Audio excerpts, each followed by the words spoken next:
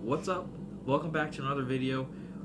We just had our very first day back at the Magic Kingdom. We're in our resort right now, just taking a little break from the heat. It is pretty hot outside, but I wanted to give you guys my overall thoughts of our first day back in Disney World.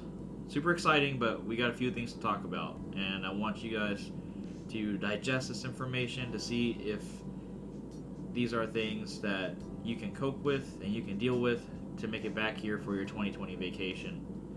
So, first thing is here, initial thoughts. It was basically empty. Now, keep in mind, this was a pass holder preview. Today is July 10th, a Friday, and Magic Kingdom and Animal Kingdom do officially open up tomorrow, Saturday, July 11th. So, but today, we got there about 8:30 in the morning. Park was officially opened at 9. We walked up to the gates 8:45 from the Contemporary, and we were already able to get in. It seems like a lot of the rides were already open. We headed straight to Big Thunder. So, but before that, the park was virtually empty. Even throughout the time that we were there, plenty of walkways or plenty of space to walk and everything.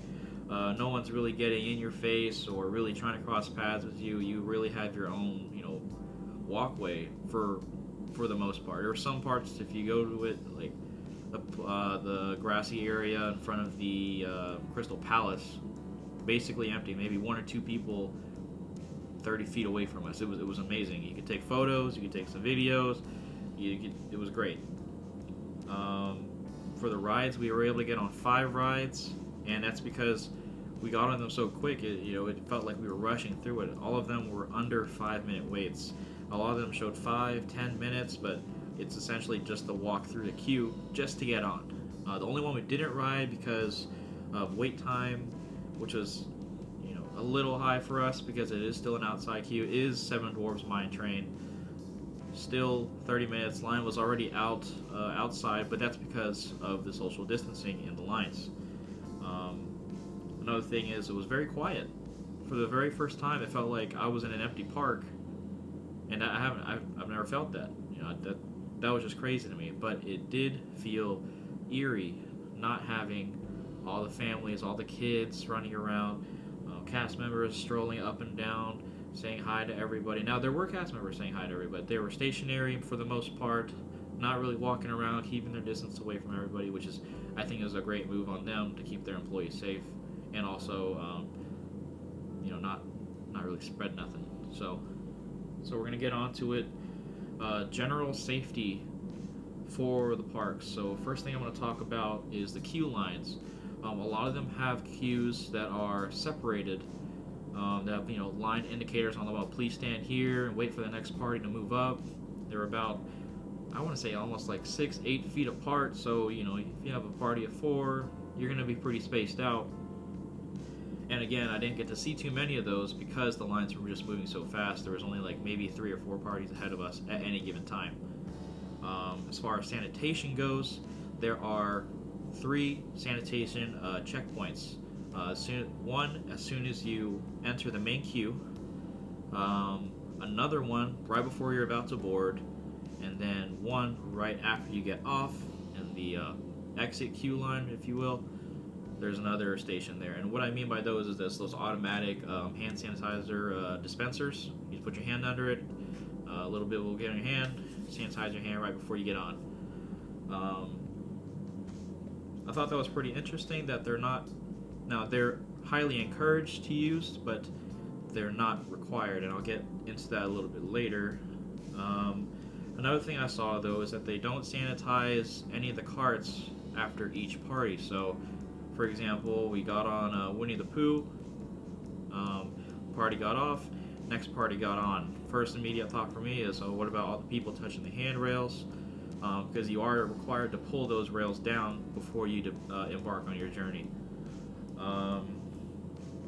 In regards to the masks that they require, they recently released an announcement overnight that the gator masks, the ones that wrap around right here and they kind of go down lower, They're no longer allowed. There were people turned away on Thursday for their pass holder preview because everyone in their party had those on. They had to either go purchase some new ones or not enter the park that day.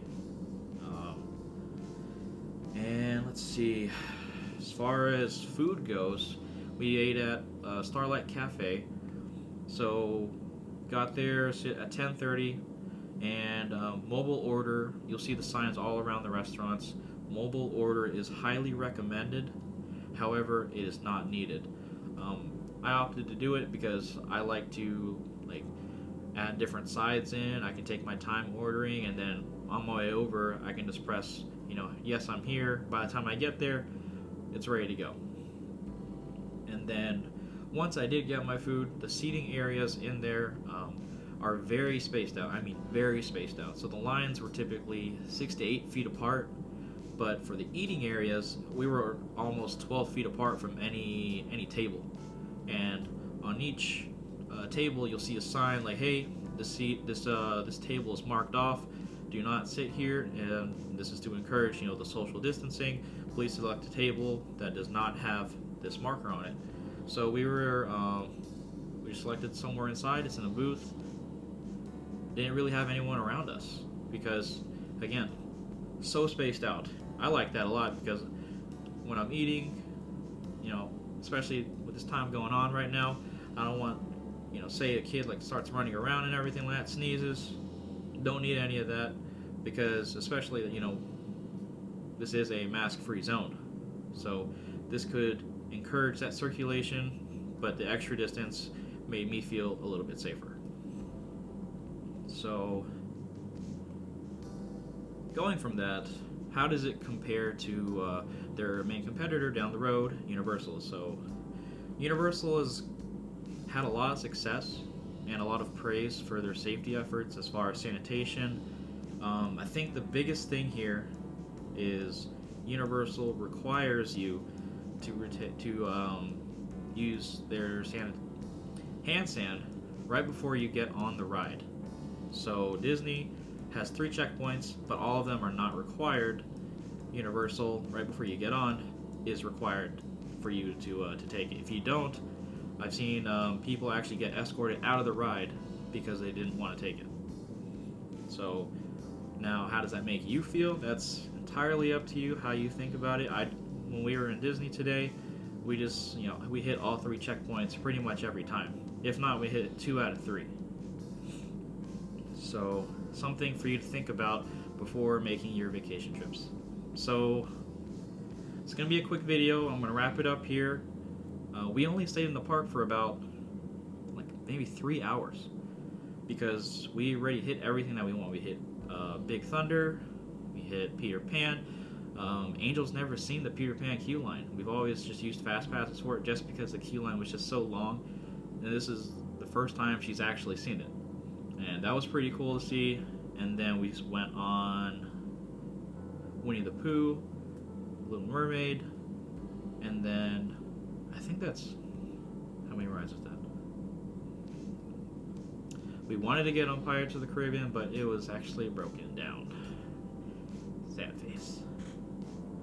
But it was a very fun, quick day. I'm gonna find out how the crowds really are when they finally open up on July 11th and so forth. We do have an Animal Kingdom park reservation for the 12th on Sunday. So I think the park capacities are supposed to double for what they were on the park previews. Rough numbers are from 10,000 people to 20,000. Not sure how much that compares. I actually don't know the actual numbers. But right now, if you're able to get in and you can deal with all these requirements, wearing a mask and dealing with the Florida heat, we got out of there as soon as it hit 90 degrees, sun coming out, out of there, because it's just not going to be a very fun time. My glasses were fogging up like crazy, going in and out of the AC, pretty annoying, but something that I can personally deal with because I get to go to the parks. Right now, it's a small thing. It's a great time for pictures because it's very seldom that you go, pre-March 2020, there was never really a time you could go besides like being the first one in the park for any given park to try to get those empty photos, or staying until the very last person leaves. And you know, you got to have some pretty good camera equipment or some good skills there to get a really good photo with, you know, minimal lighting. But I think this is a good time to go. And one thing I do want to know, or I want to note, is that while we were not waiting for any lines, weren't running into anybody, it just felt the vibe was different. Not having the, for some, you know, normally the kids running around, you know, it's great, it's family time and everything, but it was just weird not seeing that. Everyone's very, I don't know how to describe it. It was just, it wasn't as magical, but it's hard to recreate all that knowing that all these guidelines need to be met. But I think Disney's doing a great job. We're going to find out how they do in the next few weeks, see some of the feedback that they get from a lot of the people, see what kind of changes they'll make in a month or two, if they will. And to sum it all up, I did feel pretty safe.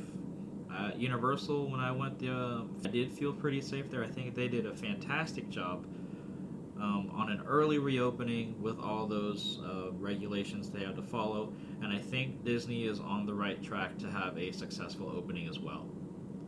So thank you guys for watching. I'll give you guys some more updates as the week goes on. I'm going to be here for a little bit, trying to push out a few videos for y'all. Like, comment, and subscribe if you want to see more content like this. And thank you guys for being our one extra passenger. Extra large. See ya.